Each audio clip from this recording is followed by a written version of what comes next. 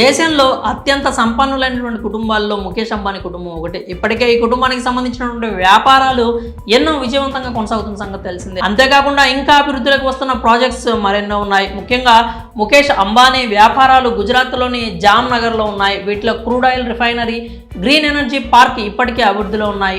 ఇక ప్రస్తుతం అంబానీ కుటుంబం అక్కడ ఓ ఆధ్యాత్మిక ప్రాజెక్ట్ను చేపడుతున్నారు. అటు పారిశ్రామిక వ్యాపారంలోకే కాకుండా ఇటు ఆధ్యాత్మిక అభివృద్ధికి కూడా అంబానీ ఫ్యామిలీ పెద్దపీట వేయనున్నాయి. ప్రస్తుతం దీనికి సంబంధించిన వీడియో ఒకటి సోషల్ మీడియాలో షికారు చేస్తోంది. అయితే అనంత్ అంబానీ రాధికాల వివాహానికి ముందే సుమారు 14 దేవాలయాల నిర్మాణాన్ని చేపట్టారు. ఇండియాలో అతిపెద్ద ఆలయంగా పేరు తెచ్చుకుంటున్నటువంటి రామ మందిరం, అమెరికాలో బాబ్స్ టెంపుల్ ఎలా అయితే ప్రసిద్ధి చెందాయో అదే తరహాలో అంబానీ ఫ్యామిలీ కట్టించబోయే ఆలయాలు కూడా అభివృద్ధిలోకి రానున్నాయి. అంతేకాకుండా ప్రపంచ వ్యాప్తంగా ఉన్న అంబానీ ఫ్యామిలీకి సంబంధించిన వారి ఇళ్లలో కూడా పూజ గదులకు ప్రత్యేకమైన స్థానం ఉంటుంది. ముఖ్యంగా ముంబై, లండన్లో ఉండేటువంటి ఇళ్లలో చిన్న గుడి కూడా ఉంటుంది. ఇక ప్రస్తుతం గుజరాత్లోని అంబానీ కుటుంబానికి కేర్ ఆఫ్ అడ్రస్గా నిలిచిన జామ్నగర్లో 14 ఆలయాల నిర్మాణంతో సరికొత్త ఆధ్యాత్మిక శోభను తీసుకురానున్నారు. కాగా ఈ ప్రాజెక్టును నీతా అంబానీ చేపట్టనున్నారు.